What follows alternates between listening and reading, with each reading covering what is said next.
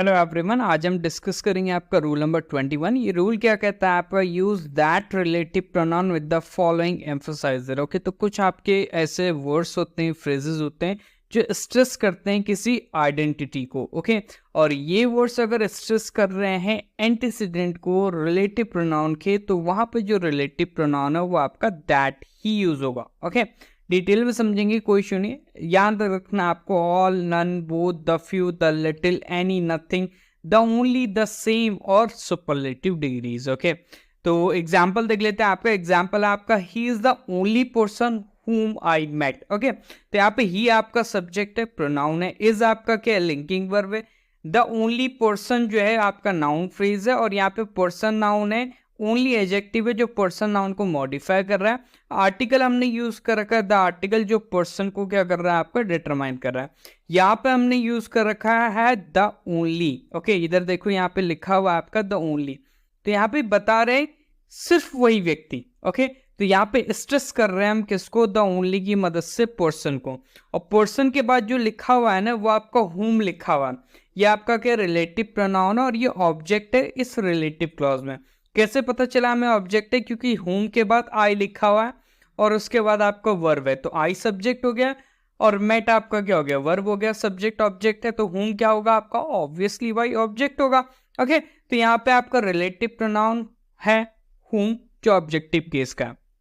Clear है, वैसे भी होम आपका ऑब्जेक्ट होता है, वो सब्जेक्ट होता है। दैट ऐसा है जो आपका सब्जेक्ट ऑब्जेक्ट दोनों के लिए यूज होता है, पर्सन के लिए और थिंग के लिए। ओके, तो यहाँ पे आपका क्या हो जाएगा, आपका दैट हो जाएगा, क्योंकि हमने द ओनली यूज कर रखा है पर्सन नाउन को स्ट्रेस करने के लिए, और द ओनली पर्सन क्या है, एंटीसीडेंट का काम कर रहा है इस होम रिलेटिव प्रोनाउन का। तो होम गलत हो जाएगा, दैट आपको सही लिखना है। Okay, he is the only person आपका मेन क्लॉज है, ध्यान रखना है। whom I met आपका रिलेटिव क्लॉज है, रिलेटिव क्लॉज यानी आपका सबऑर्डिनेट क्लॉज। ओके, और ये जो रिलेटिव क्लॉज होती है ये एडजेक्टिव की तरह काम करती है, और ये जो रिलेटिव क्लॉज होती है ना, रिलेटिव प्रोनाउन के एंटीसीडेंट को क्या करती है, डिस्क्राइब करती है। एग्जाम्पल देख लेते हैं, यहाँ पे एक और एग्जाम्पल है, this is the best movie which I have ever watched. Okay, तो यहाँ पे देखेंगे आपका दिस आपका क्या है, सब्जेक्ट है। ओके, प्रोनाउन है, सिंपल सी बात है, आपका डेमोन्स्ट्रेटिव प्रोनाउन है। दिस इज आपका लिंकिंग वर्ब है।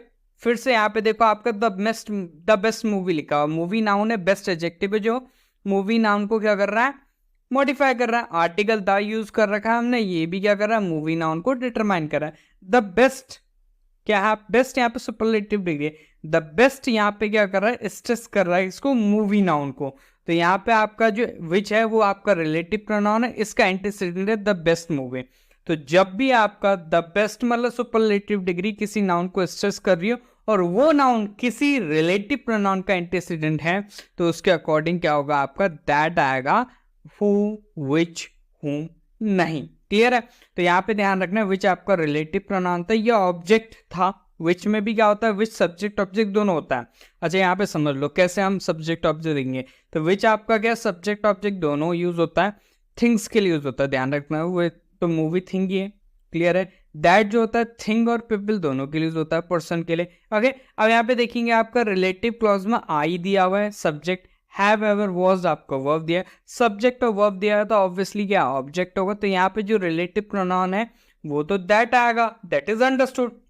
लेकिन जो दैट आएगा वो भी आपका ऑब्जेक्टिव केस कंसिडर होगा, क्योंकि यहाँ पे ऑब्जेक्ट चाहिए हमें रिलेटिव क्लॉज में। फिर से यहाँ पे which I have ever was relative clause, जो क्या कर रही है, द बेस्ट मूवी को क्या कर रहा है, डिस्क्राइब कर रहा है, यानी ये आपका एडजेक्टिव की तरह काम कर रहा है। तो ये चीजें आपको डिटेल में पता होना चाहिए, हर एक कंसेप्ट आपको पता होना चाहिए। जहां पे भी कोई इशू है, कोई कुछ भी समझने में इशू है, आप लोग डायरेक्टली कमेंट कर सकते हैं, मैं आपको वो चीज एक्सप्लेन कर दूंगा in the next video. Okay, चलिए, तो यहाँ पे फिर से एक बार रूल देख लेते हैं, और कुछ आपके क्वेश्चन है, 3 क्वेश्चन है, इनका आंसर क्या करना है आपको कॉमेंट में करना है। रूल फिर से मैं बता देता हूँ, ये कहता है कि जब भी आपको ये वर्ड्स या फिर ये ग्रुप ऑफ वर्ड्स मिल जाए किसी नाउन को स्ट्रेस करने के लिए, एम्फसाइज करने के लिए, और वो जो नाउन हो, वो जो नाउन क्या, ये ग्रुप ऑफ वर्ड और वो नाउन इंक्लूड करके एक फ्रेज बना रहा होगा, वो आपका फ्रेज क्या हो, एंटीसीडेंट हो किसी रिलेटिव प्रोनाउन का, तो वहां पे कोई भी रिलेटिव प्रोनाउन नहीं आएगा सिवाय दैट के। तो ये आपको ध्यान रखना है। ये 3 क्वेश्चन होमवर्क के लिए आप लें और आपको इनका कमेंट में आंसर करना है। मिलते हैं इन द नेक्स्ट सेक्शन।